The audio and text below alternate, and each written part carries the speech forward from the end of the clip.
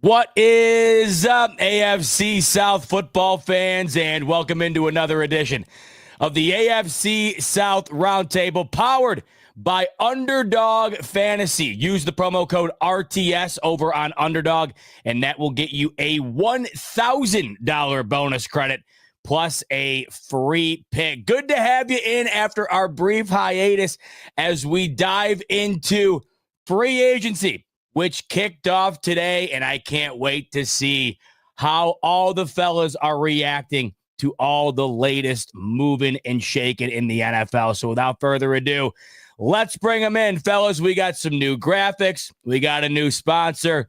And like I mentioned, we got new faces on new teams, including Derek, who's more excited than anybody to be bringing in a new quarterback. All of the fellas on here when we first hopped on gave him a round of applause. They couldn't be happier that Derek now has Daniel Jones rocking a Colts outfit. Before we dive into it, Derek, talk to us about your new QB. How excited are you? I am probably one of the few Colts fans that hated the idea of a QB competition thing in the first place. I don't know why Chris Ballard can't just tell Anthony Richardson that, if you don't improve this year behind closed doors, then you're gonna lose your job after this year. I don't know. I'm very shocked by that, but nevertheless, it's great media for the Indianapolis Colts, I guess. I mean, I don't know. Pat McAfee's talking wild, and Dan Orlovsky is suggesting the idea of Anthony Richardson requesting a trade nowadays. So I don't know. The national media is all over the place. So if anything, it's a great storyline. Jokes aside, however, on the Daniel Jones signing, what does this mean to you in the immediate future when you hear this?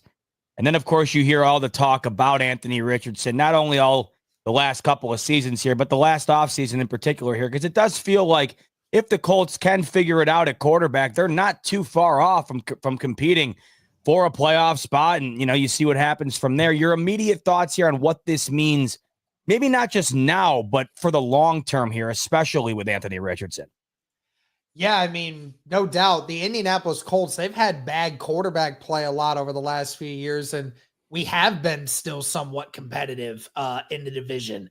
And, if we could do that with bad quarterback play, just imagine if the Colts got even average quarterback play, what this team can be, especially with some of the free agents that Chris Ballard has brought in already this offseason. It definitely is going to be interesting to see how this offseason goes down. Anthony Richardson has already gone about it the right way this offseason.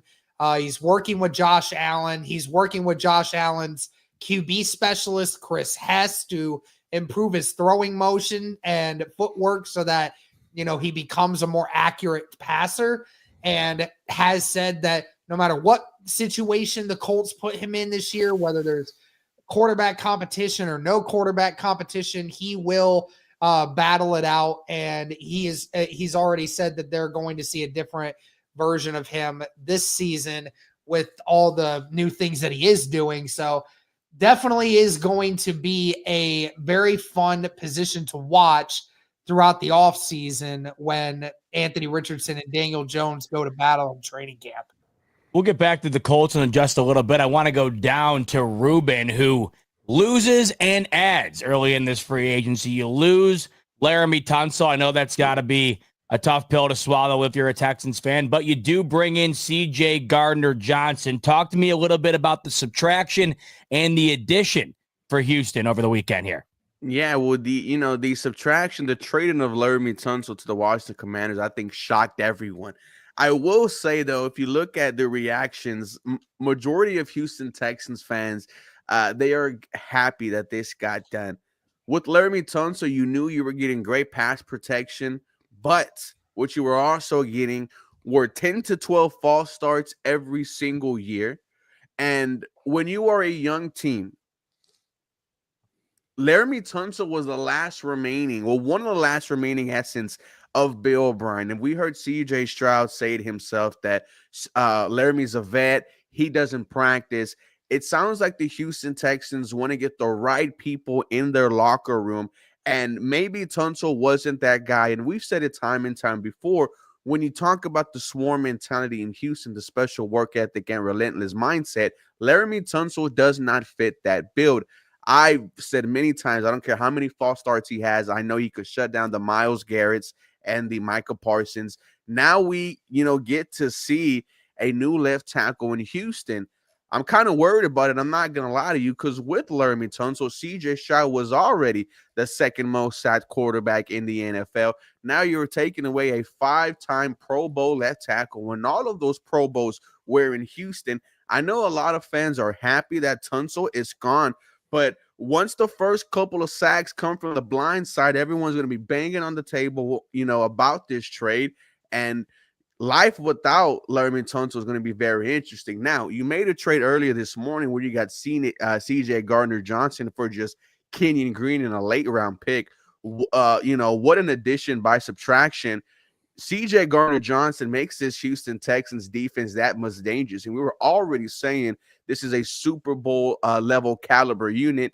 Now you are adding CJ Gardner-Johnson. Now you are adding a healthy Jalen Petrie and a healthy Christian Harris. I cannot wait to see what type of production this defense does, but they got better today. Now you look at your offense and you need just heavy work all over the offensive line, maybe 1 to 2 more wide receivers, even though you got Christian Kirk, but a lot of big moves for Houston, man. Let's go over to the Tennessee Titans side of things. We're looking at the quarterback position, right? We don't know what's going to happen with the quarterback position coming into the 2025 season, right? We don't know if we're going to have a new quarterback, if we're going to roll with what we currently have, but we do know that there's going to be a new face on the offensive line, I should say. Dan Moore picked up from the Pittsburgh Steelers. Mike, I'll go to you and ask you about signing a 4-year deal with Dan Moore, the left tackle. Ultimately, your thoughts on that and how that overall affects the Tennessee Titans as you see it. Well, honestly, it's kind of funny because it's really a split bag. When you look at it from the national media's perspective, they're calling this a really good deal for us. But on our side of it, we're not so much happy about the move. But then again, you can't be really happy about bringing in a guy that allowed 12 sacks last year. But, looking at some of the film and getting my own perspective of what he brings to the table, the Titans are trying to find any way they can solidify the left side of the ball. That gives an opportunity to J.C. Latham to move back to the right side to his natural position. So, I'm really concerned, to say the least, just to see if he's going to be able to handle the business. But I'll just put it to you this way. The bar right now for us is on the floor. So we're not expecting a whole lot from him. And if he can just come in and just be average at this point, that's just a breath of fresh air. UCF, Jaguars in totality right now. You're looking around this upcoming, obviously the free agency period that starts now, the draft that's coming up right now. It's looking like it's a complete overhaul, or at least you're hoping it is going into this next season. We know what the potential that the Jaguars will. We know what they can be. We've seen over the last couple of years, the highs, the lows. You're going into this upcoming period. You've seen what they've done thus far. Your biggest takeaway, just a day in here as we get through the offseason up until this point, your biggest takeaway thus far, taking those strides towards trying to get Jacksonville back towards the top of this division. Yeah, I think my biggest takeaway is that the Jaguars are really, really confident that they're going to be able to get some really good players in the draft. And I say that because, the Jaguars are doing a little bit of overhauling of the roster, because the Jaguars, of course, before free agency started, our starting center, Mitch Morse, got basically retired. And then they went through and the two big surprise cuts, and I guess it didn't become a cut, but they announced that they're going to cut Christian Kirk, save us about $10 million before the Texans last minute wanted to go ahead and trade for him. He's a Texan now. And then the Jaguars also cut Evan Ingram. Jaguars saved about $6 million there. So the Jaguars actually went into the free agency period with like the 7th most cap space in the NFL. So we were kind of curious as to what the Jaguars really had planned. And I know for myself, the Jaguars were not going out there and signing a lot of big names, but I know I wasn't super worried about it, because I know going into this offseason, we have brand new everything. We have a executive vice president of football operations on the staff now. We have a general manager, which everybody wanted. And we also have a head coach that everybody wanted. So I'm in the position of, let's trust these guys. Let's see their vision. Let's see how this stuff plays out. And we'll go from there, because the Jaguars have had these big free agent splash periods. You go back to 2017 where they had a really good, they signed a bunch of players, and that worked out really well for a year. They made the playoffs that year, but it kind of fell apart after that. The Jaguars did the same thing in 2022, signed a bunch of big names, made the playoffs for a year, and you look back and like only one of those guys is really on the roster. So, with free agency, it's all about kind of patching up holes. And right now, the Jaguars, they were active. I mean, they signed about 9 different guys, but, they were the kind of caliber players that dropped the Jags from the 7th most cap space to the 10th most cap space, right? So right now, it's all about just bringing in the personnel to fit what the coaching staff wants. So, of course, you go off of Evan Ingram, and what you're doing, you're bringing in tight ends that can kind of do both roles. You're getting a little bit younger at the interior of the offensive line and signing a couple of guys there. And, you're kind of shaking up the secondary a little bit. So there's a lot of moves to be made. The Jaguars roster is still pretty good. They have, of course, Brian Thomas Jr., who is going to be a beast. I really believe they got, De'Ami Brown that's going to go on the outside of him as more of a wide receiver 3. But we also have to remember the Jaguars have a lot of draft capital. In 2024 in the draft, the Jaguars moved back from pick number 17 to pick number 23. The Jaguars were able to get from Minnesota for that a 3rd-round pick and a 4th-round pick. So the Jaguars essentially have a first-round pick, 2nd-round pick, 2 3rd-round picks, and 2 4th-round picks. So judging from this, I mean, I think that they're looking at this situation, and they're going to know that they're going to be able to get some players that are going to really fit what the Jaguars want to do very well, and then we'll move forward. And like I said, Jaguar fans are freaking out. I wouldn't freak out just because, look, free agency is weird. You don't have to spend all your money. Signing all the big names is going to always do a lot for you. Just trust the new front office, and we'll see what kind of vision they put in place, and we'll kind of revisit this in a year or two and really be able to evaluate them. You mentioned the departure of Christian Kirk. It's interesting that we get to talk about both sides here, right? We get to talk about one team losing him, one team gaining him. When you hear that you're losing Christian Kirk, your immediate thoughts, is that more of a negative to you? Is it a positive to you? And then I'll get the opposite side of things here, that the side of gaining it as well. But for you, 3 years for Christian Kirk, you hear he's out the door. What was your immediate takeaway there? I mean, it did surprise me. I mean, at the cap number, he was going to be a $10 million cap hit, right? And I don't have anything negative to say about Christian Kirk. I really like him. I think the main thing that he wasn't very good at was he did tend to have some big time drops when they were kind of inopportune. But, he's a good player, very good route runner. Very good locker room guy. The Jaguars move off of him, but I think the big reason why the Jaguars did that is that they feel comfortable with the guy that's backing him up. The Jaguars drafted Parker Washington, a 6th-round pick out of Penn State back in 2023, and he's actually been able to kind of fill that role very well, and there's really not a whole lot of drop off, and it feels like his potential could be even better. So yeah, the Jaguars already have a pretty good slot wide receiver that I think they feel comfortable with.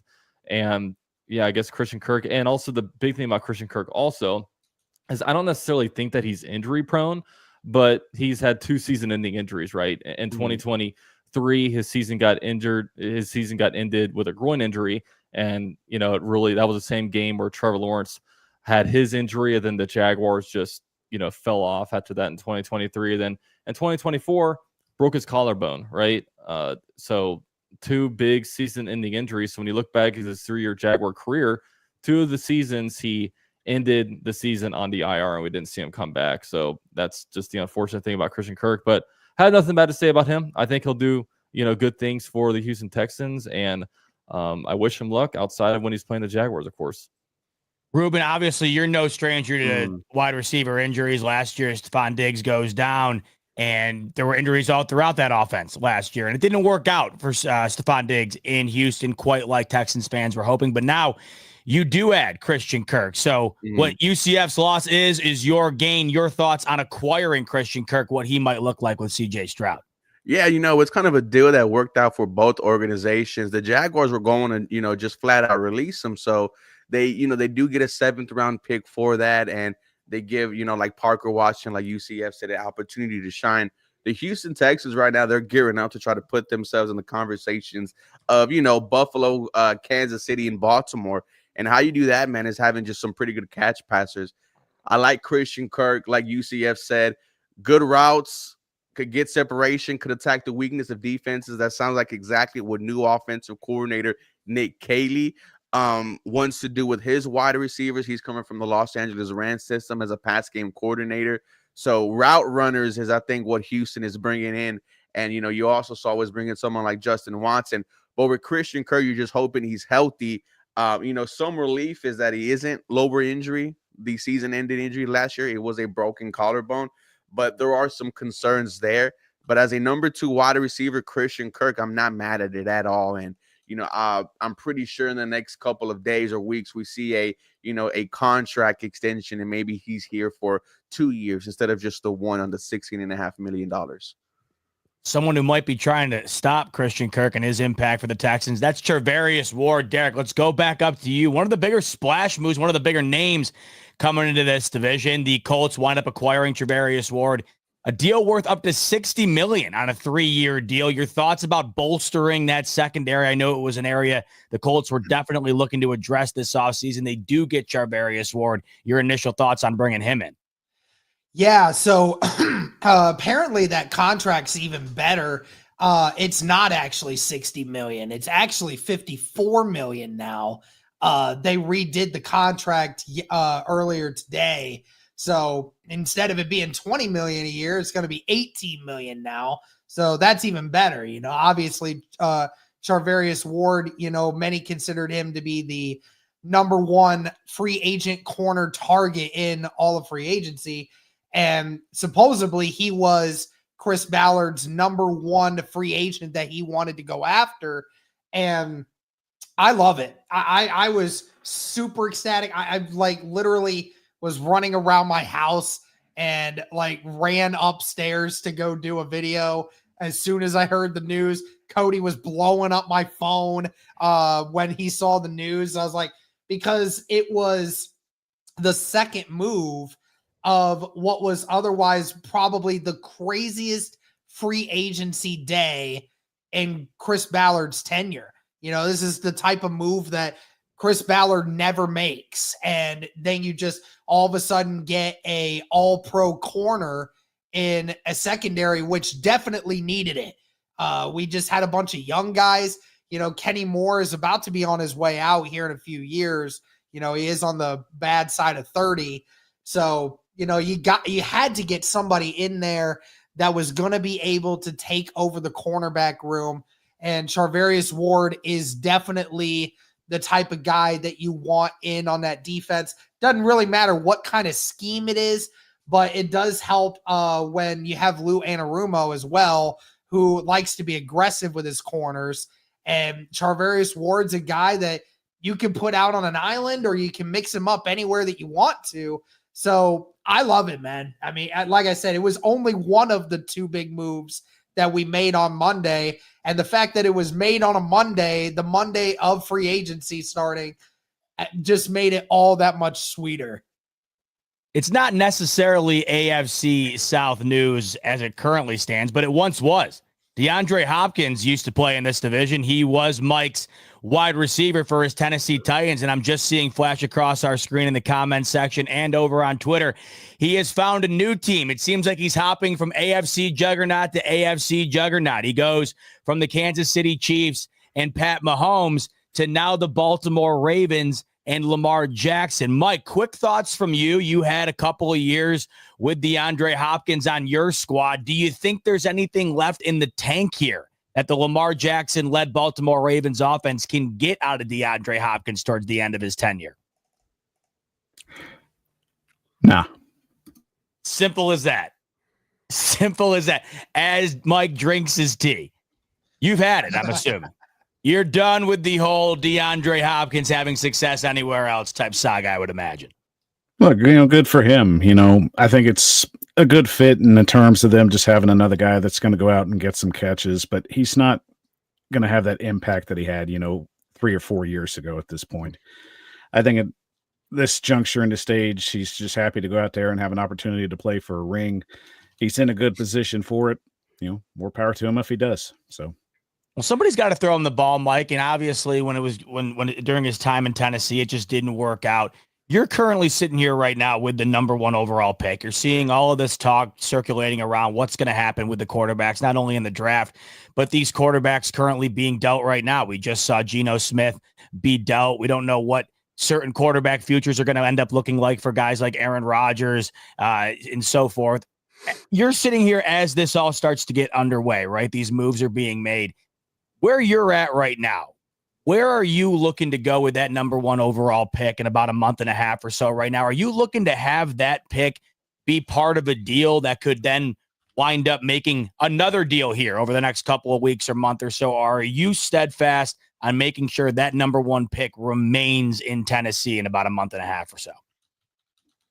Well, I mean, the writing's evidently becoming a lot more clear, especially the last 48 hours. The Titans, they're not in any hurry right now to make any major moves besides trying to fill holes that needed to be filled. I expect them to make a lot of 1-year deals, especially with some, productive players, but nobody that I think is going to be like just mind blowing or anything that's going to break the news cycle at that point. So, the Titans had their opportunity to even just make a run at any of these quarterbacks that were already in the list of, potentially being starters for the team going into 2025. But it seems evident that right now, haven't heard much on the Russell Wilson front. Aaron Rodgers definitely isn't going to be an option for them going forward. I really feel like that this team might be in love with one of these quarterbacks in the draft. Whether it's Cam Ward, whether it's Shedeur Sanders at this point, that just depends on how those meetings went, the last week.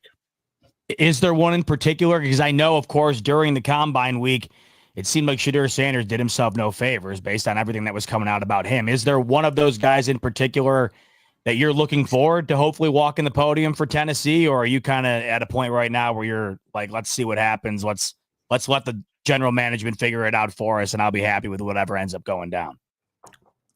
I mean, what's the golden rule of like discussing the draft? You're never going to play your full hand, especially when you love somebody. Right. So do the Titans love Shedeur Sanders? Were they the ones that possibly leaked out those bad interviews? They just didn't like his attitude or his moxie? Probably. Right. That's the fun of it. But the thing is, both quarterbacks bring something different to the table. Cam Ward definitely is one of the more electric of the players, but Shedeur Sanders fits what Brian Callahan wants to do long-term, especially with his system. So the bigger question is, who do we feel is just the better fit culturally and in the locker room that's going to help them elevate themselves to the next level? We're only about what are we, a little 24 hours or so now from the legal tampering period open up. Derek, I'll start with you here. Who do you think's on pace thus far to get better? Not necessarily going in to the year to be the best team of the 4. Who right now do you feel like is setting up the pieces foundationally to put themselves in the best spot to improve the most this upcoming season based on how you've seen things go down so far this offseason? Well, I mean, I definitely think, and I'm not trying to be biased here, I really do think that if you look at it objectively, the Indianapolis Colts have taken the biggest jump of all the teams to try to improve. One, you fixed your defensive coordinator. You have a defensive coordinator now that's not going to play cover 3, cover 4, deep zone defense and just keep everything in front of you, give up 450 yards a game, all this type stuff. You've got a defensive coordinator that actually is going to get aggressive and actually do a lot more with it. And, just to start free agency, the Colts have made some of the biggest moves in the division as it currently stands with, adding Charvarius Ward and Cameron Bynum to that secondary. So that's huge. You're talking about increasing the defense tenfold based off of just that alone. I think that I like what the Jaguars have done too. Getting not a ton of big pieces, but a couple of pieces on the O-line, couple pieces in the secondary, making sure that, they're getting the pieces just so that way they don't fall out of reach of anything. I'm completely lost on what the Texans are doing offensive line wise. I got to imagine that they're probably looking for the draft to be an answer for that a little bit. So obviously not at this moment because, like Ruben said earlier, their offensive lines already was really bad last year with Laramie Tunsil, who's one of the best left tackles in the league, and then you get rid of him. It's a lot. But yeah, I think the Colts and the Jaguars so far at this moment have done the best to set foundational pieces to make sure that their team is heading in the right direction in 2025. Is that kind of how you feel, Ruben? Do you feel like this offensive line is going to be fully bolstered through the draft, or is there another big move on the horizon here that we might not be expecting? When Nick Caserio, you never know. And, what you have seen in the past 2 off seasons is he will turn a late round pick into something. He just turned a 7th and a 6th into Christian Kirk and now CJ Gardner-Johnson. So I wonder if there is something up his sleeve, but you got to get it done. When you have a franchise quarterback, man, with me, the sense of urgency is always at an all-time high. I've seen David Carr run for his life. I've seen Deshaun Watson run for his life.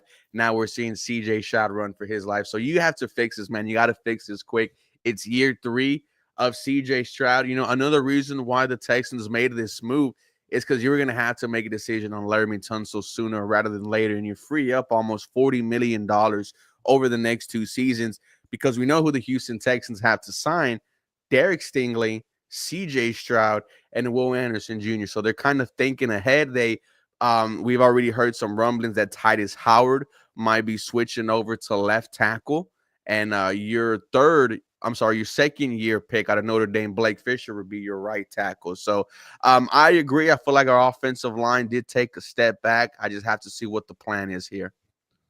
UCF, with Liam Cohen going into his first official offseason here, getting ready to become the head coach of these Jags, what's the one thing you think he's bringing in to this current time of year, really getting to work, really getting ready to set up the future for himself? What do you think he's pounding the table for right now? What is he trying to get set up for not only this upcoming year, but for the years ahead in Jacksonville? Yeah, I mean, I think what he's going to try to do is he's going to try to really improve the trenches, kind of going away from maybe what the Texans are doing, because like the Jaguars, the offensive line really just has never been very good. I mean, last year, I think they were like 28th in total run yards per game. Year before, they were 26th. And even in 2022, when they made the playoffs, they were like 22nd. So the Jaguars have just never really had a truly good run game just because the offensive line just has never really been able to push people. And what did Liam Cohen do for the Buccaneers? In 2023, before he was the offensive coordinator, they had like a bottom 5 rush attack. And then all of a sudden, when he came in, did some things, improved some things schematically, did some things personnel-wise, and all of a sudden they're top 5 in rushing yards per game. So I really think, and especially now that the Jaguars executive vice president of football operations is Hall of Fame left tackle Tony Baselli, and he actually used to do a lot of radio over in Jacksonville, and he's a guy that really, really believes in the trenches. So we already know how he feels, and the Jaguars have already signed 2 interior offensive linemen. They signed a swing left tackle, and the Jaguars have the number 5 overall pick in the draft, and I don't think a Travis Hunter is going to fall there. So the most likely going to go a big guy, whether it be a Mason Graham or maybe one of these offensive linemen that falls there. Like, I think that they are going to really be able to do everything to where the Jaguars all of a sudden have a rushing attack. And then that rushing attack will be able to open up everything for the passing attack, because the Jaguars, everyone looks at, Trevor Lawrence. Is he, how good really is he? They have the Brian Thomas Jr. number 1 wide receiver, but a lot of people don't really realize is how bad the rushing attack has been for the Jaguars. So I can only imagine how much this offense would take off if the run game actually comes in here. So I think that's really where he's going to look to try to improve things. Mike, I know we talked a little bit about the quarterback situation in Tennessee, but I don't think I quite asked you specifically. It's very interesting. I'm interested to hear what exactly you'd like to see. Would you like to see somehow finding a way to give Will Levis another chance here? Would you like to see a veteran like Russell Wilson, who continuously gets rumored to Tennessee, or would you like to see one of these guys get drafted? If it were up to you, you have that number 1 overall pick, the direction in which you go with it, what would it be exactly and why? I mean, if we're really going to find out what Brian Callahan is as a head coach, and if he's a so-called quarterback whisperer that many have said that he is, then give him a fresh slate. Give him a guy that he can mold into what he wants him to be and utilize his skill set. Fresh slate. Will Levis obviously isn't the answer. I believe Russell Wilson's best days are behind him. He's obviously going to go to a team just to potentially just keep playing, and that's fine. Most of these guys at his age are at that point in their career anyway. I feel that Cam Ward or Shedeur Sanders are the easier long-term answer for this team going forward. It just depends on who they feel is the best fit going forward. And with Chad Brinker and Mike Bergonzi coming from a system that's modeled after Green Bay, where you value the quarterback and you build around the quarterback, you need to find your guy. And obviously the writing on the wall right now, as it stands today, the Tennessee Titans seem to be leaning heavily towards potentially drafting a quarterback, maybe with their first overall pick. Do you think that had a lot to do with what felt like a disconnect between Brian Callahan and Will Levis? Because at least from the outside looking in, it felt visually like those two just were not on the same page. Despite the play on the field, it felt like time and time again, Brian Callahan was overly frustrated with what Will Levis was sort of bringing to the table. Do you think that, at least from his perspective, is something that he's making known during this whole process, especially from the head coach position? I'm looking for something new here, regardless of what the head management might be looking for or what the players might be looking for in general. Well, I mean, fit matters. And, I've always said, in order to have a successful franchise, you need the quarterback, you need the head coach, and you need the GM. And, for all of us, we can say this at the same time. There's been times where we've basically been trying to find all three. Derek's been lucky in a few circumstances. UCF's been lucky in a few circumstances, just never cashed in. Ruben's basically learning that right now and going through his little visual of success. And of course, the Titans have gone through their spiel. But just like everything else, it's all about fit and it's about chemistry and it's about just having that one-on-one connection. And I just don't think with Will Levis and Brian Callahan, it was ever going to work. I mean, inevitably, they're just two different personalities. Will's a decent quarterback. I don't know what his future is in Tennessee. I know it's not going to be as a starter, but I mean, maybe he could have a potential shot somewhere else, maybe find success there. It's just not going to be in Tennessee. But regardless, the Titans need to move forward, especially with the clock ticking, with a new stadium opening, and you're trying to gain a little bit of excitement going forward. So, I think with this quarterback class, you've got two guys that I think are clear-cut favorites that are going to get drafted at a high position. It's just dependent on who they like and who fits their culture the best. Definitely. We've gotten a little bit from each one of you. Let's start getting into the nitty-gritty. Let's go through each team and go through the top and the bottom. Derek, I'll start with you. We've talked, of course, about Travarius Ward coming to Indianapolis. We talked about the infamous Daniel Jones becoming the quarterback, right, for at least right now in Indianapolis. God knows if he sees the field or not. But the overall collective that we've seen thus far from Indianapolis, give us your overall takeaway of what you've seen, what you've liked the most, what you've disliked the most, and how you kind of see it translating into 2025 success.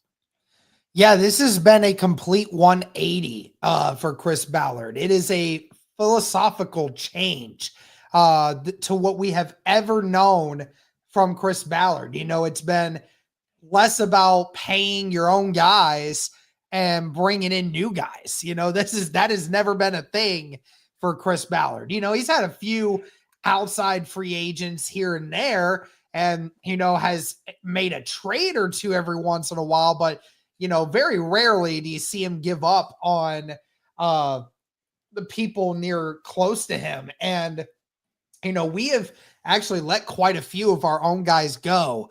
Ryan Kelly signed with the Vikings. Will Fry signed with the Vikings. Dio Adangbo, one of our defensive ends, signed with the Chicago Bears. Now, I will say this for all the contracts, I'm glad that Ballard did not take a swing on any of them. Ryan Kelly, I was not wanting to give $9 million a year to. Certainly was not going to give Will Fry's coming off of an injury a 5-year contract worth 90-something million dollars. Not going to do that.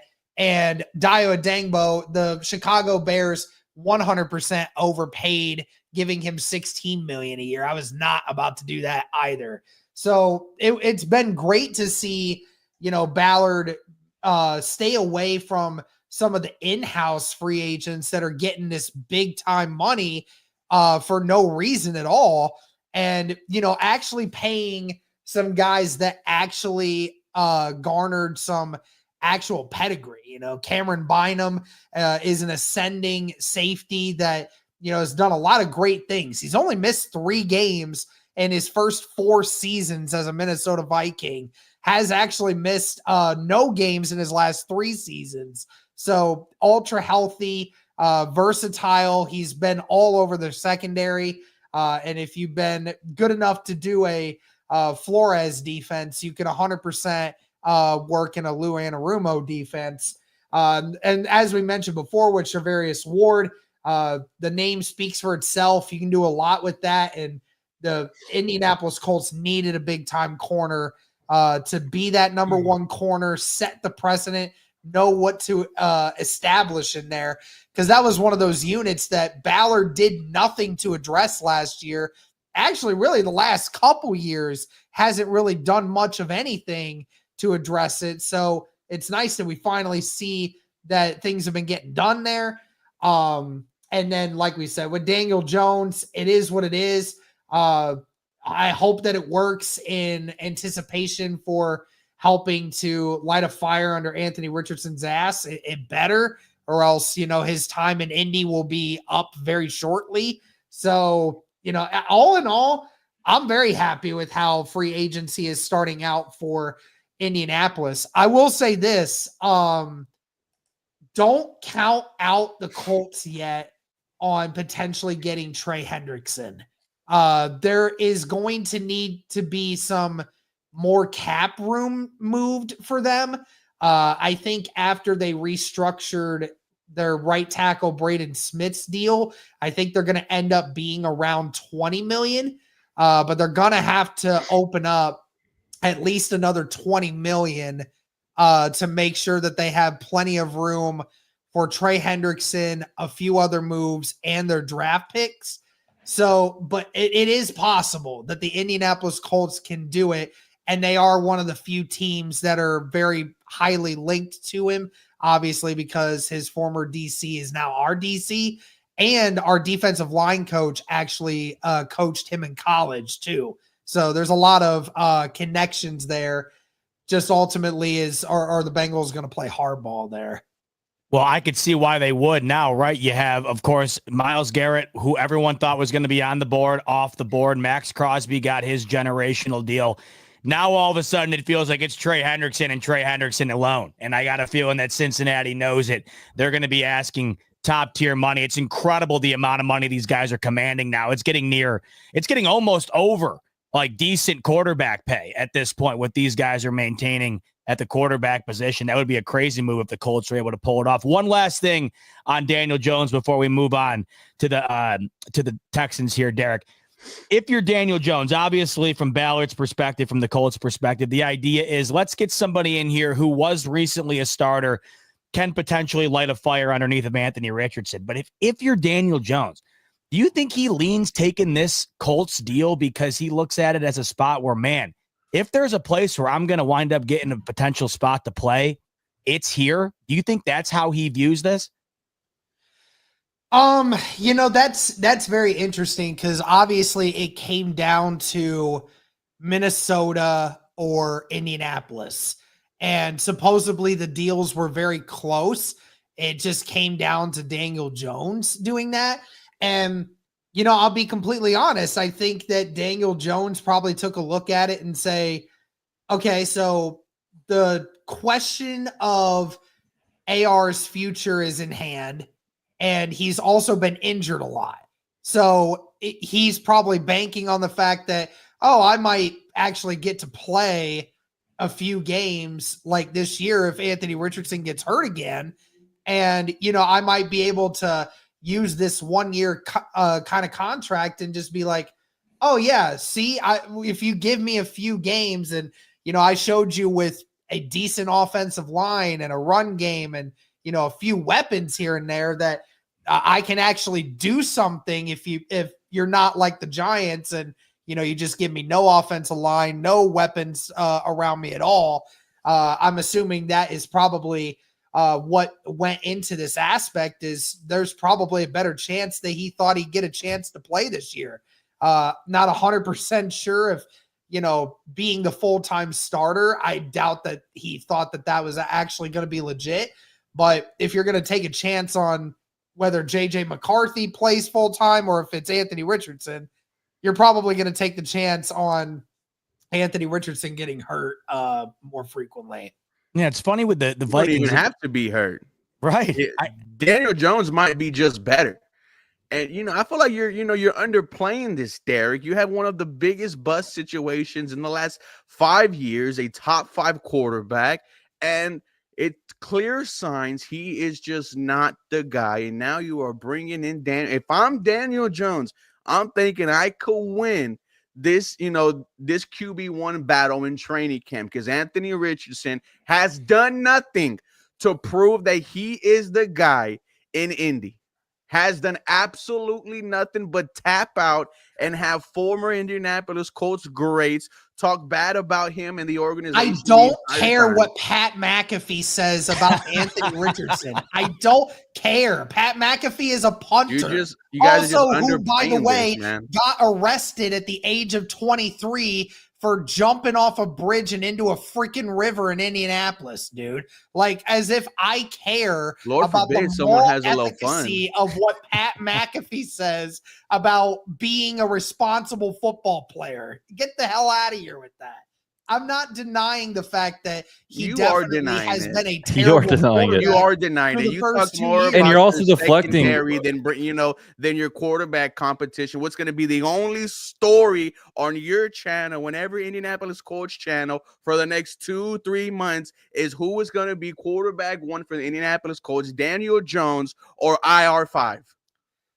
Dude, I that's probably going to be a topic because are you worried about that though? Are you worried about that? I'm not upset about any of this because if Daniel Jones beats out Anthony Richardson, that's great. That means Anthony Richardson's gone in 2026. Chris Ballard is gone in 2026, and the half of the staff will as well. And we just reset. And then if Anthony Richardson does end up actually improving, because, he's done a lot of things to actually try to improve his game, if that actually works, then this is a team that realistically can win the division just right up there. Dude, don't you even dare. CJ Stroud and that offense ain't going to do shit this year with that offensive line, dude. And you just lost your starting center and your starting guard. Yeah, we had Tanner Bortolini that played the majority of last year anyway. You have bigger issues, and that's whether or not you have a franchise guy. I have a franchise guy. Let me worry about protecting him. You got to worry about whether or not he's. Yeah, you better worry about protecting him. Daniel Colts had that same issue a while back, and we saw what happened with him.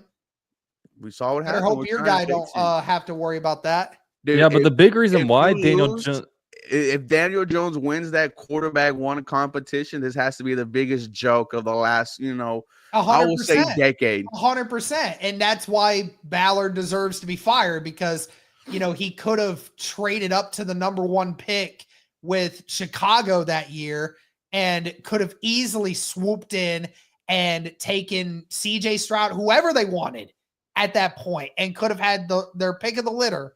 If Chicago if the Panthers could have done it from pick 8, Ballard could have done it from pick 4. He just chose not to.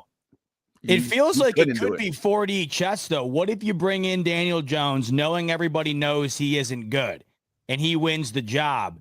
Then they gain everyone on their side in moving off of Anthony Richardson because there's a big share of Colts fans who do want to move off. I have buddies of my own. My buddy Tex, massive Colts fan. He will not admit that Anthony Richardson isn't the real deal. So what happens if Daniel Jones wins the job and for $14 million, Ballard invests in the idea of getting the entire fan base in on that potential 4D chess being played here, Derek?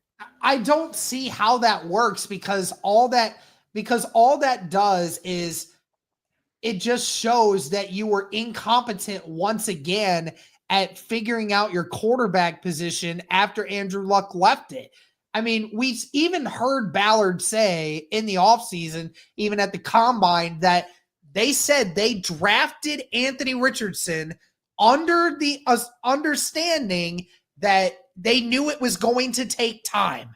How much time? I don't know. It's obvious that they're going into year 3. There's question marks about it. And the fact that the Colts are even entertaining the idea of open quarterback competition shows you the level of trust they have in Anthony Richardson.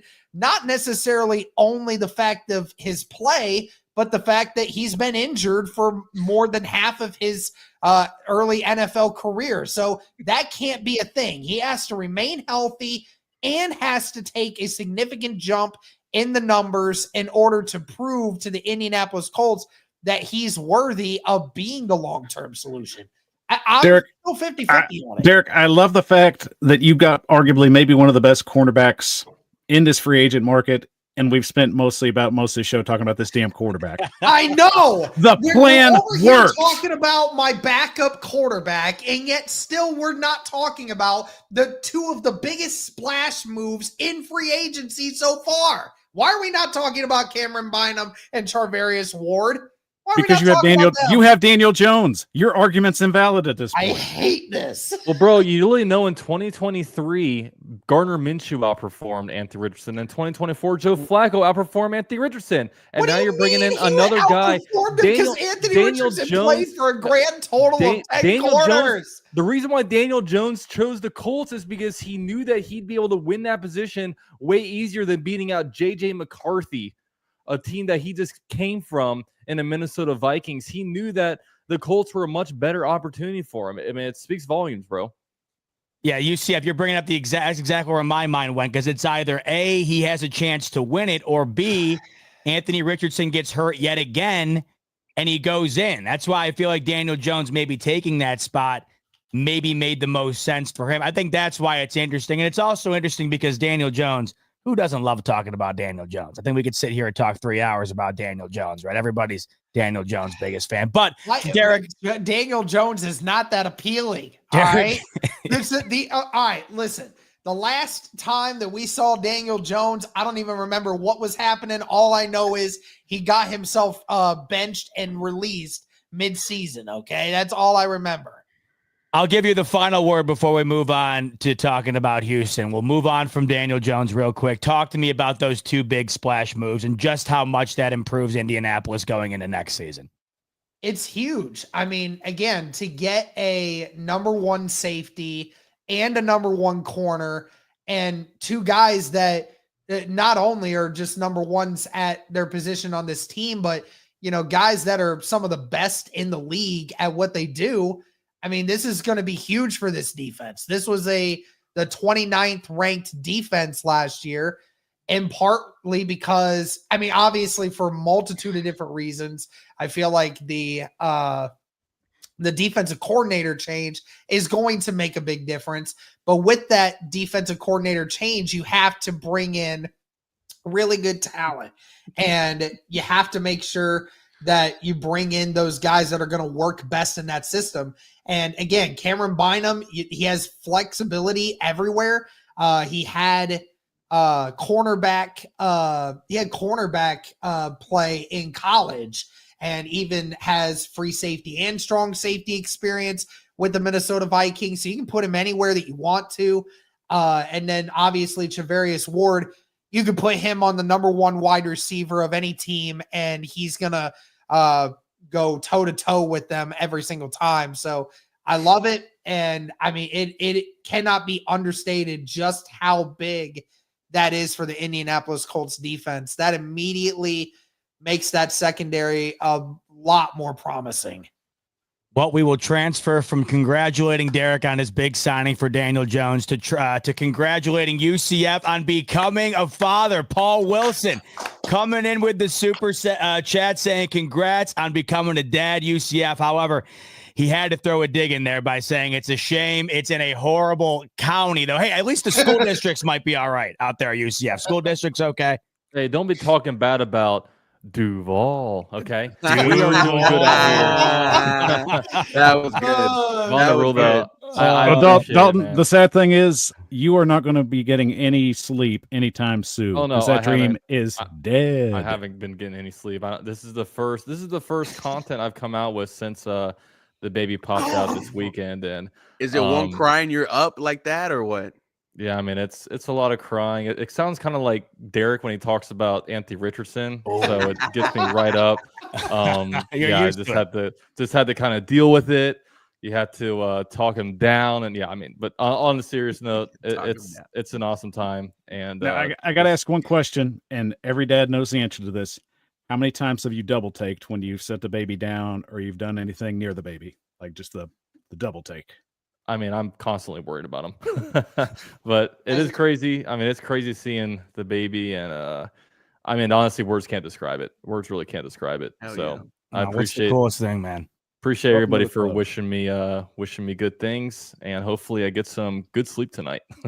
Hopefully you do get some good sleep. You deserve it after Jacksonville getting after it here in the offseason. You said you haven't been able to hop on and do anything. Well, finally you do have an opportunity to do so, getting a much needed daddy break. We'll turn to those Jacksonville Jaguars right now. We'll start on the offensive side of things, and here is what they've done thus far on the bottom of your screen. So you're looking strictly on the offensive side of things right now. UCF, your thoughts on what Jacksonville has done thus far this offseason?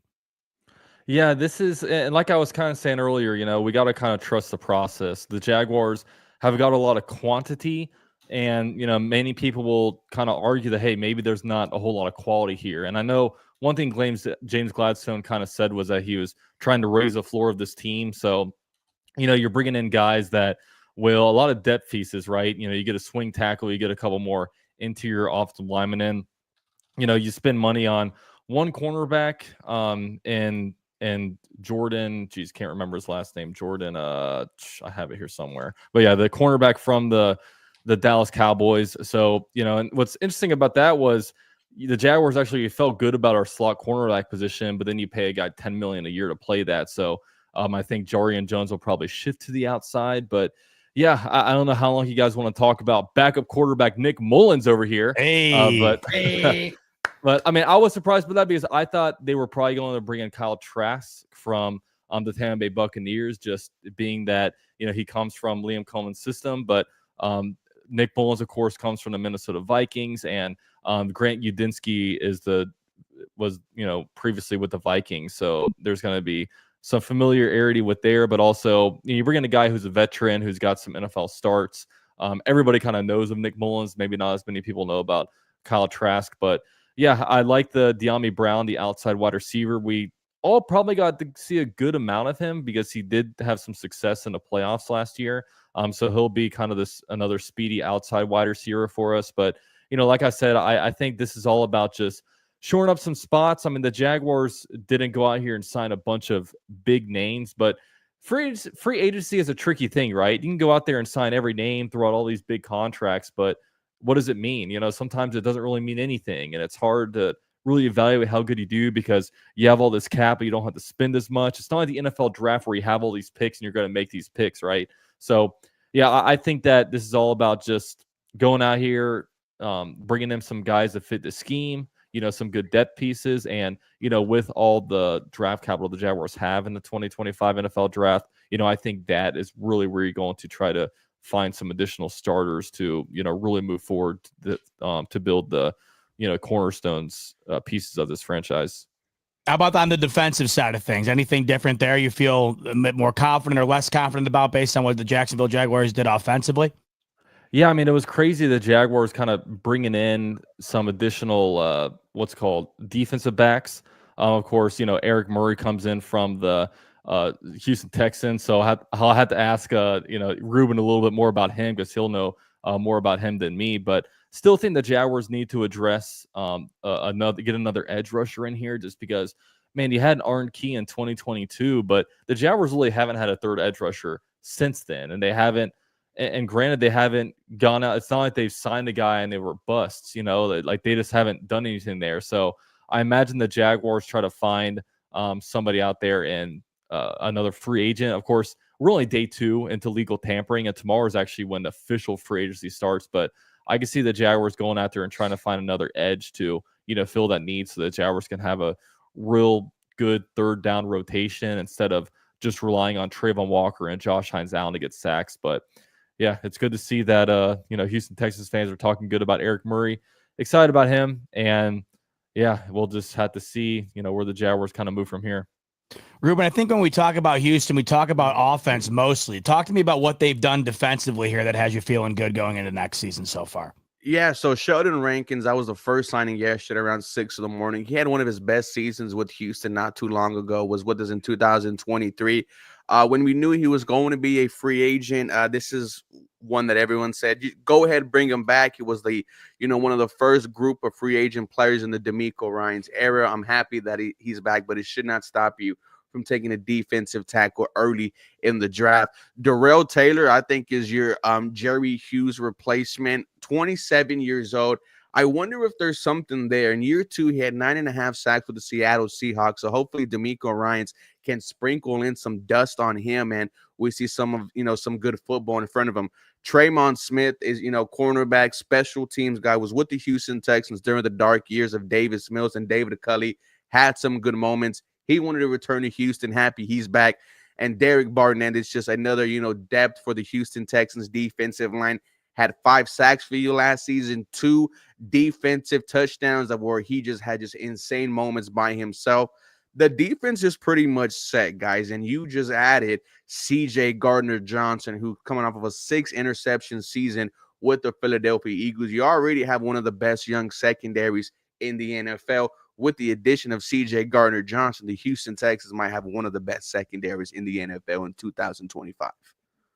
Now let's switch to the offensive side of things. Like I mentioned, I feel like when we talk about Houston, we mostly talk about offense. They made some moves there, including what we talked about earlier, bringing in Christian Kirk. Anything else of note there that stood out to you as we head into the remainder of this free agency period here? Yeah, no, I think, that is the most noticeable thing you've done on the offense besides trade away Laramie Tunsil.